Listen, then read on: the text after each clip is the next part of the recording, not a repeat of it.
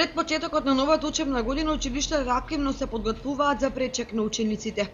Наставниците заедно со училишниот одбор го подготвуваат распоредот на часови и ги подготвуваат учениците, за што се врши потребната дезинфекција и дезинсекција.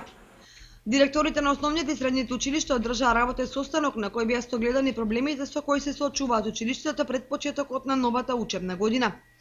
По состанокот еве што изјави Голубинка Ѓоргиева од општина Кочани. Во општина Кочани од вкупно 8 училишта, од кои 5 основни, едно специјализирано, значи основното музичко училиште и двете средни училишта. Започната е целосното чистење на училиштата, скоро е при крај. Во сите училишта пристигнуваат бесплатните учебници, кои што се потребни најмногу за учениците од прво до трето оделение, затоа што секоја година за нив стигнуваат нови учебници. Ѓоргиева истакнува дека во делот на бројката на ученици констатирано е намалување на паралелки во две основни училишта.